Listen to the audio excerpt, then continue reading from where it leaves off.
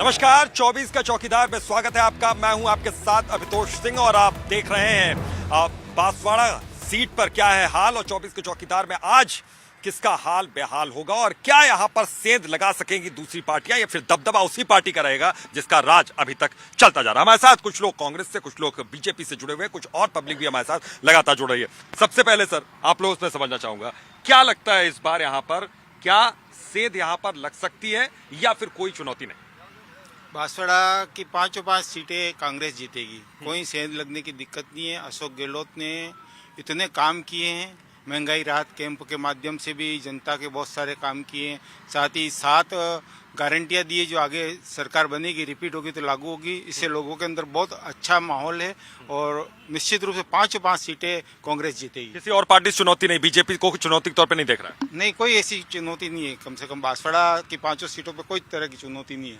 Sir आप बताइए, कह रहे हैं कि बीजेपी चुनौती नहीं है, कोई और पार्टी चुनौती नहीं है, पांचों सीटों हाथ में। राजस्थान में अशोक जी गहलोत की सरकार में भ्रष्टाचार, महिला अत्याचार, बेरोजगारी चरम सीमा पर पहुंची है। आपराधिक दृष्टि से राजस्थान नंबर 1 पर आ रहा है और किसी भी दृष्टि से जनता सब जानती है। और बांसवाड़ा की सभी विधानसभा सीटों पे बीजेपी लीड कर रही है और जीत रही है, इसमें किसी प्रकार का कोई संशय नहीं है। हम बेरोजगारी, शिक्षा, महिला अत्याचारों पर फोकस किया है और राजस्थान में जनता ने ये देखा है 5 साल में अशोक जी गहलोत और सचिन पायलट के बीच में कोई बात अनछुई नहीं है जो जनता नहीं जानती है। 4 साल तक कोई विकास नहीं किया है। लास्ट टाइम में आपने रेवड़िया बांटी और बहुत सारे ऐसे जिले बना दिए हैं जो अस्तित्व में आएंगे कि नहीं आएंगे वो आगे पता चलेगा। ठीक है, वो जिले अस्तित्व में आएंगे क्या नहीं आएंगे, लेकिन ये क्या सियासी मुद्दा यहाँ पर है कि जिले यहाँ पर नए बनाए गए वो अस्तित्व में आने वाले हैं या नहीं आने वाले? देखिए, हमारे विपक्षी भाई शायद ये भूल गए हैं कि बांसवाड़ा को सबसे बड़ी सौगात हमारे अशोक जी गहलोत ने बांसवाड़ा संभाग बना के दी है।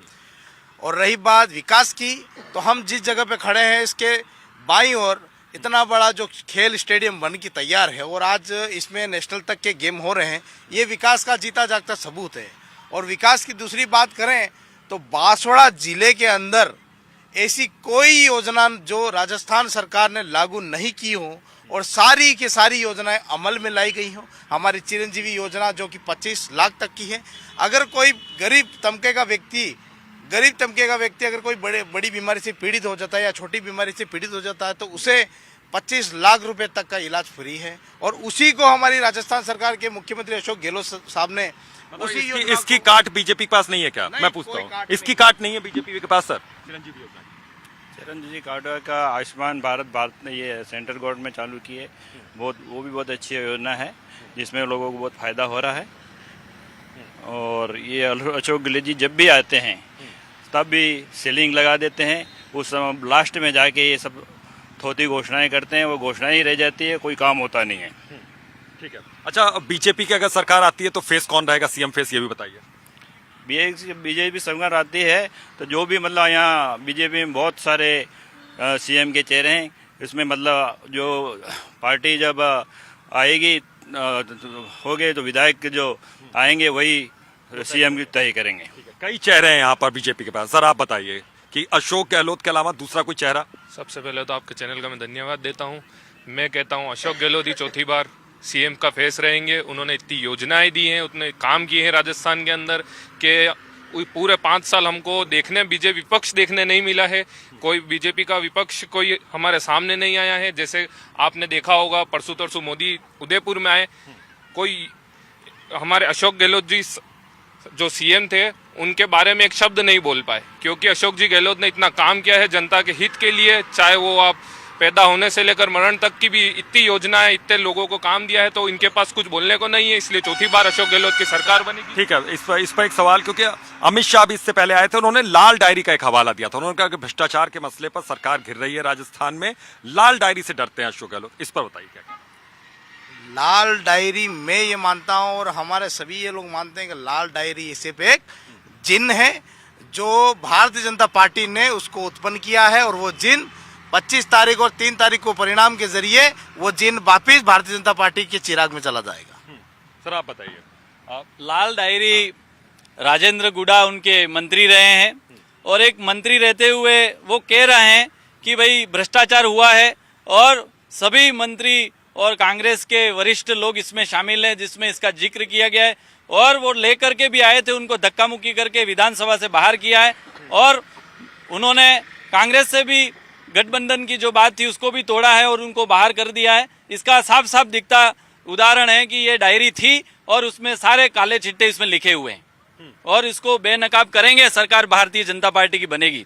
कुछ कहना चाह रहा था, कुछ कहना चाह रहा था। मैं भाई साहब की बात से थोड़ा असंतुष्ट हूँ। अगर ये कह रहे हैं कि अगर भ्रष्टाचार हुआ तो ईडी आप दौड़ा रहे हो तो ईडी को वहाँ पर भी भेज देते, वो मंत्री जी के घर पे भी ईडी को भेज देते ताकि वो लाल डायरी का जो जिन है वो बाहर आ जाता।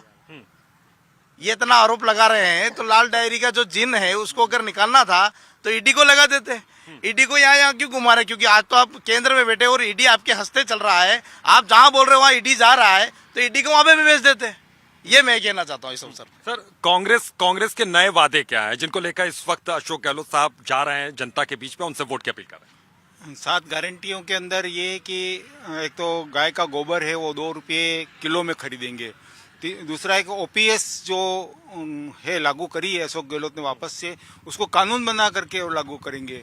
इस तरह से 7 गारंटियां लागू करने का प्रयास करेंगे अगर सरकार हमारी रिपीट होती तो। ये 7 गारंटी। अच्छा, एक चीज और है यहाँ पर कि यहाँ पर रिवाज हमेशा बदलता है, हर 5 साल में सरकारें बदलती हैं। इस बार क्या लग रहा है? इतिहास टूटेगा। इस बार सरकार नहीं बदलेगी, निश्चित रूप से अशोक गहलोत की सरकार आएगी। मैं एक बात और कहना चाहता हूँ, भाई साहब ने कहा बीजेपी के प्रत्याशी ने कि 50 जिले का जो बात है वो झूठी है, जबकि वास्तव में जो 17 जिले बनाए उनका तो नोटिफिकेशन भी हो गया है और अफसरों की नियुक्तियां भी हो गई है, तो वो तो जमीन पे आ गई। उल्टे 3 जिले और बनाएंगे अगर हमारी सरकार आएगी, इसकी भी घोषणा की जा चुकी है। 3 और जिले बनेंगे यहाँ पर। सर, इसके अलावा इन्होंने जो घोषणाएं की, कांग्रेस ने जो घोषणाएं की और इसको लेकर जनता के बीच में जा रहे हैं, बीजेपी के क्या वादे हैं और क्या दावे हैं? बीजेपी आने वाले समय में बेरोजगारी को दूर करने का संकल्प है, नारी शक्ति सशक्त होगी और आगे आने वाले समय में बेरोजगारों को शिक्षा और विभिन्न क्षेत्रों में आगे उन्नति के प्रगति पे मार्ग प्रशस्त होंगे और भारतीय जनता पार्टी उसके लिए कटिबद्ध है। राजस्थान में बेरोजगारी दूर की जाएगी और सभी भर्तियां जो पेपर लीक हुए हैं, और राजस्थान के कांग्रेस गहलोत की सरकार में विभिन्न भर्तियों में भर्ती परीक्षाओं के दिन ही पेपर लीक हुए हैं और उनके जो नुमाइंदे हैं वो जेल भी गए हैं और सीबीआई और ईडी अपना काम कर रही है, वो स्वतंत्र संस्था है। सीबीआई और ईडी को लेकर लगातार यहाँ पर हमलावर रही है कांग्रेस और तमाम विपक्षी पार्टियां, जो कि गठबंधन इंडिया जो बना है उसके बारे में आप जानते हैं, वो भी लगातार हमलावर है यहाँ पर। देखो, ये जो संस्थाएं हैं वो स्वतंत्र हैं, सरकारें अपना काम करती हैं और ये संस्थाएं जो अपना काम करेंगे और जिनको लगेगा जहाँ पे ऐसी कोई बात है तो वो अपने आप में स्वतंत्र हैं, उनको किसी प्रकार से कोई निर्देशित नहीं किया जाता है। ये अपनी संस्थाएं अपना खुद का काम खुद करती हैं और उनको लगता है कि ये भ्रष्टाचार हुआ है तो उसकी जांच करेंगी। ठीक है सर, आप बताइए इसी बात को बताइए यहाँ पर कि जिस तरीके से भ्रष्टाचार के आरोप लगे यहाँ पर, चाहे राजस्थान सरकार हो या दूसरी सरकारें हों, लेकिन आप लोगों का लगातार ये दावा है कि ईडी जो है वो संरक्षण में किसी के काम कर रही, किसी के दिशा निर्देश में काम कर रही। इसको लेकर क्या करें?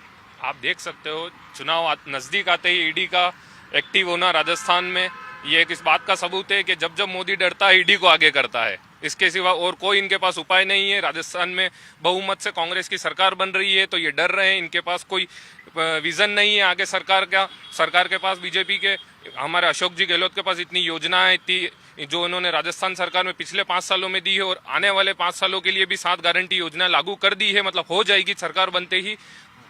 उनके देखते हुए विपक्ष के पास कुछ नहीं है तो ये बस ईडी को आगे कर रहे हैं और कुछ नहीं। आप कुछ कहना चाहते हैं? मैं ये कहना चाहता हूँ कि मतलब ये बीजेपी वाले जो है वो हमेशा सिर्फ खाली आरोप लगाते हैं। आरोप लगाने से कुछ नहीं होता, आरोप साबित भी होना चाहिए। मैं कह दूँ मैं सलमान खान हूँ, इसका मतलब मैं सलमान खान थोड़ी हो जाऊंगा। मेरा होना भी चाहिए, साबित भी होना चाहिए, मेरे पास कुछ प्रूफ होना चाहिए। अब हमेशा खाली ईडी को आगे कर दे तो ईडी को आगे करने से क्या फायदा होगा? मतलब आरोपों से कुछ बात नहीं बनेगी, आरोपों से कुछ बात नहीं बनेगी, साबित करके बताओ। और दूसरी चीज भाई साहब ने भी बोला है कि हम भ्रष्टाचार मुक्त करेंगे, बेरोजगारी मुक्त करेंगे। 2014 में आप देखो जब मोदी सरकार नहीं आई थी, जब गैस के सिलेंडर क्या भाव थे, पेट्रोल के रेट क्या भाव थे, गैस सिलेंडर 400 से अंदर था, 365 रुपये में खरीदता था 2014 से पहले, अभी वो 1100 रुपये हो गया है।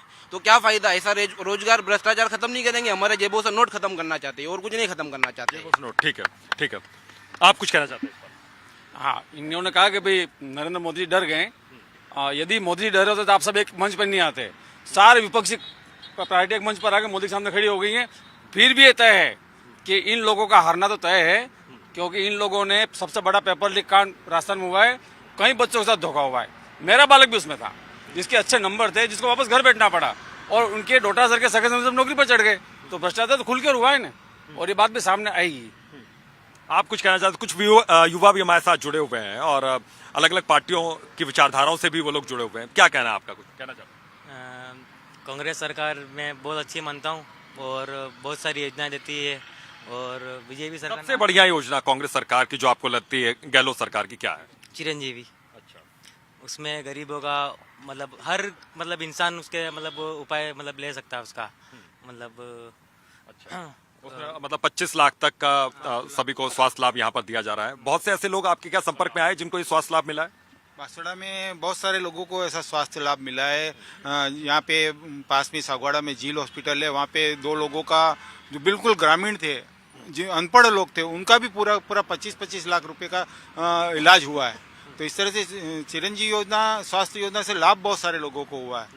ठीक है सर, इस योजना का कोई तोड़ आपको नजर आ रहा है? कोई आपके वादे में ऐसी कोई योजना है जो इस योजना की तोड़ हो? ये जो चिरंजीवी योजना है वो कोई नई नहीं है।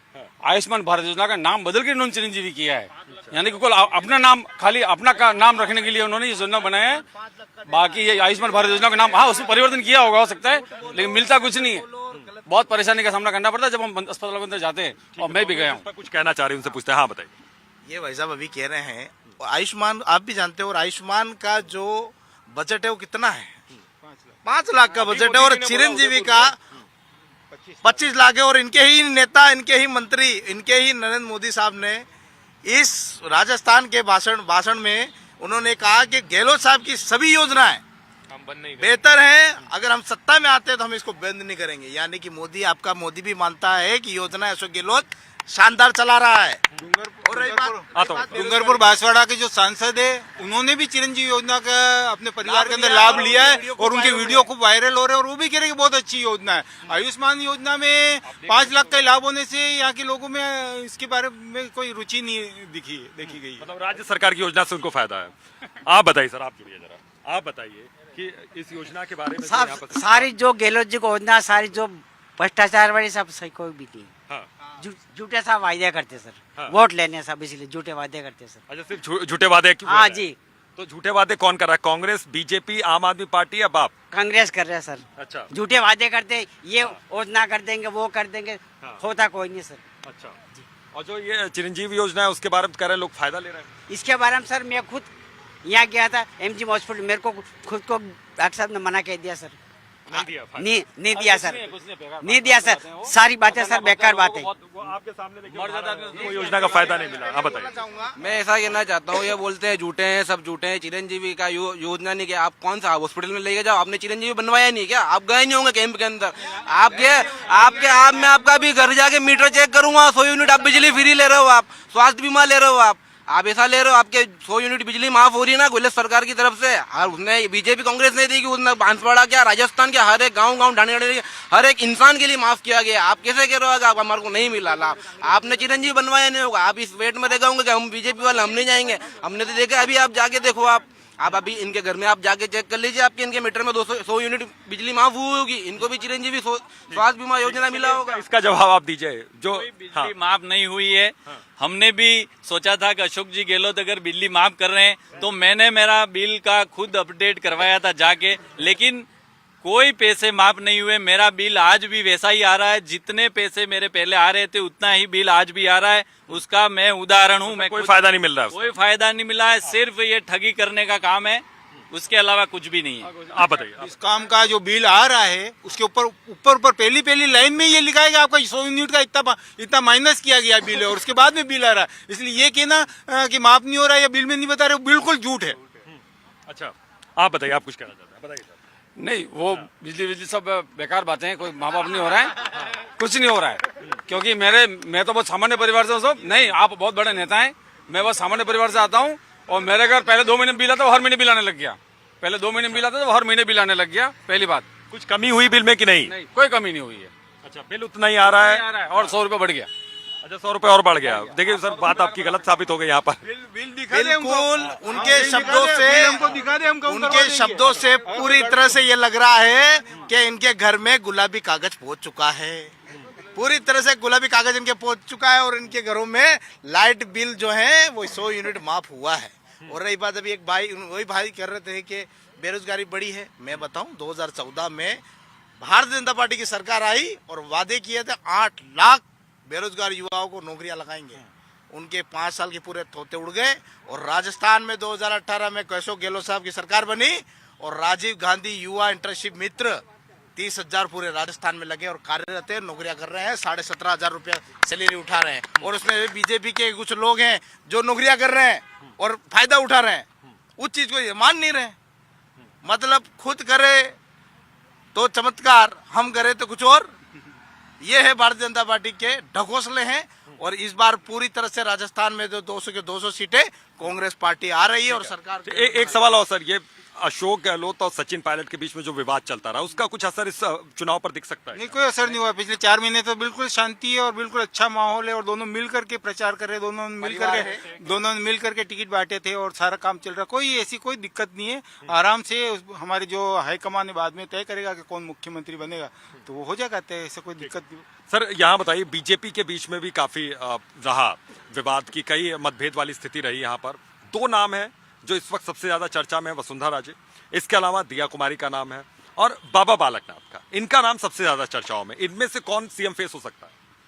देखो, भारतीय जनता पार्टी में सीएम बनने योग्य बहुत सारे हमारे उम्मीदवार हैं और भारतीय जनता पार्टी संगठन जो तय करेगा और विधानसभा में जो भी हमारे विधायक जीत कर आएंगे, जो तय करेंगे वही सीएम बनेगा।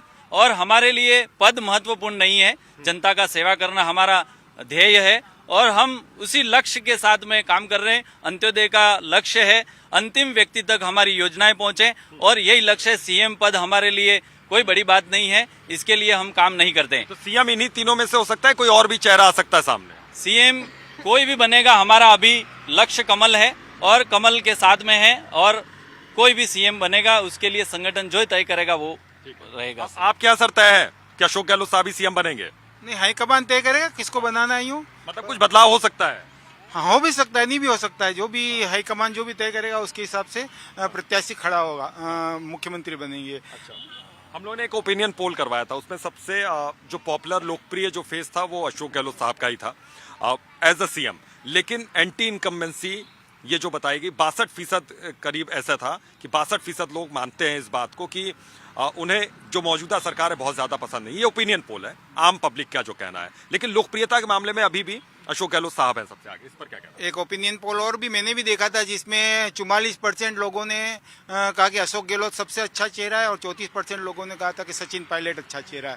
तो दोनों की अच्छी इमेज है और कोई भी बन सकता है, ये इसलिए कोई विवाद की बात नहीं है ये।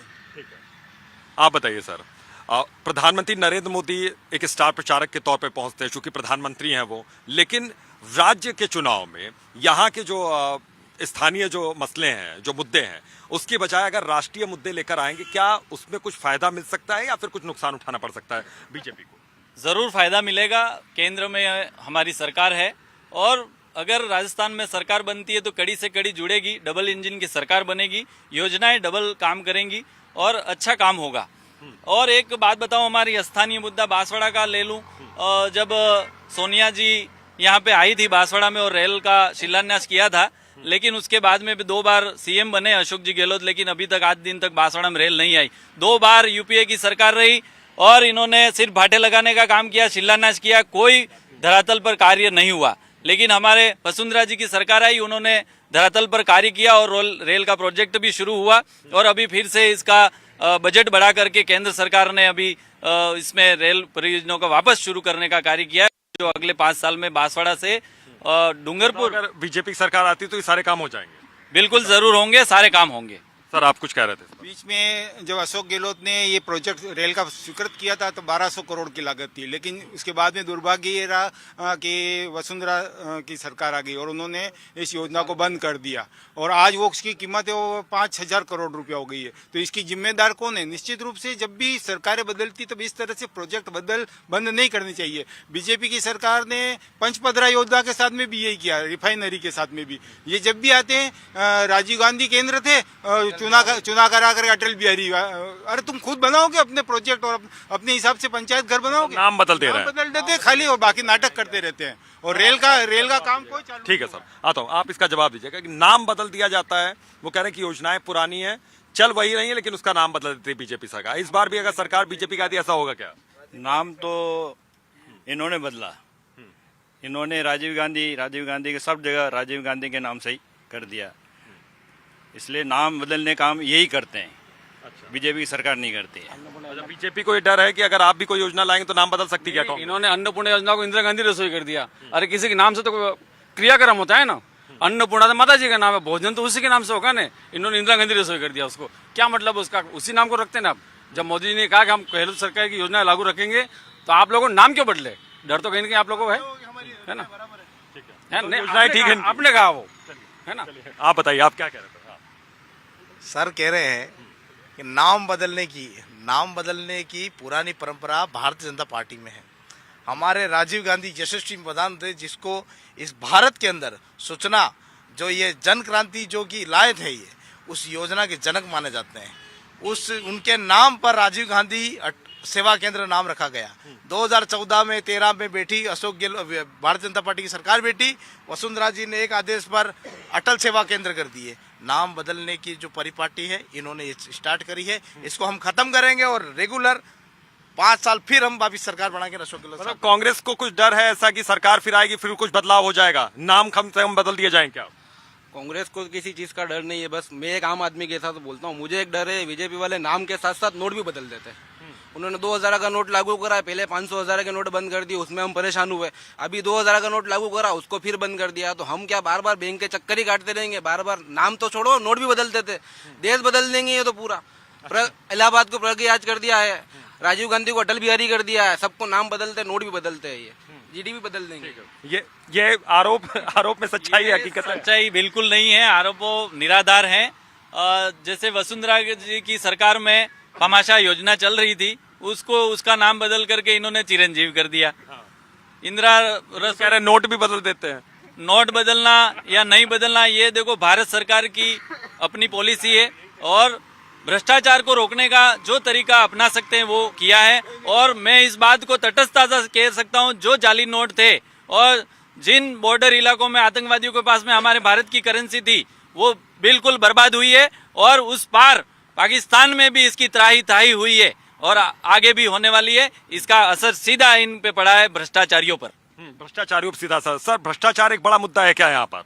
भ्रष्टाचार मुद्दा तो है, लेकिन राजस्थान के अंदर ऐसा बड़ा काम नहीं हो। केंद्र के अंदर जरूर बहुत भारी भ्रष्टाचार है। जैसे अभी 4 दिन पहले ही केंद्रीय मंत्री तोमर का लड़के का एक वीडियो आया जिसके अंदर वो 100 करोड़ रुपए मांग रहा है। अब न तो उसकी FIR करी है, न ईडी भेजी है, न कुछ नहीं। अगर यही काम अगर हमारे कांग्रेस के किसी व्यक्ति का होता है, विपक्ष का होता, तो तुरंत ईडी पहुंच जाती। क्या कारण है कि भ्रष्टाचार की बातें करते करते नरेंद्र मोदी उनके खुद के घर के अंदर जो भ्रष्टाचार है उसकी जांच तक नहीं करते। आप कुछ कहना चाहते हैं सर? आप कुछ कहना चाहते हैं सियासी माहौल पे कि क्या लग रहा है, कांग्रेस, बीजेपी या फिर दूसरी पार्टियां यहाँ पर आ सकती हैं? मेरे हिसाब से कांग्रेस आएगी और कांग्रेस ही आनी चाहिए। मैं तो आम पब्लिक हूँ, लेकिन क्या है कि बीजेपी सिर्फ माहौल बनाती है, बातें बड़ी बड़ी करती है, सब करती है, लेकिन जो धरातल पे काम करना वो कांग्रेस ही करती है।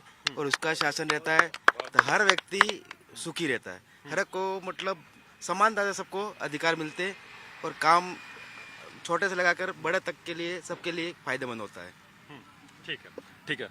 ये सुन के थोड़ा अच्छा नहीं लगा होगा आपको? पब्लिक कह रही है कि कांग्रेस सरकार ने काफी काम किया, माहौल बनाती है बीजेपी। क्या वाकई है ऐसा आरोप?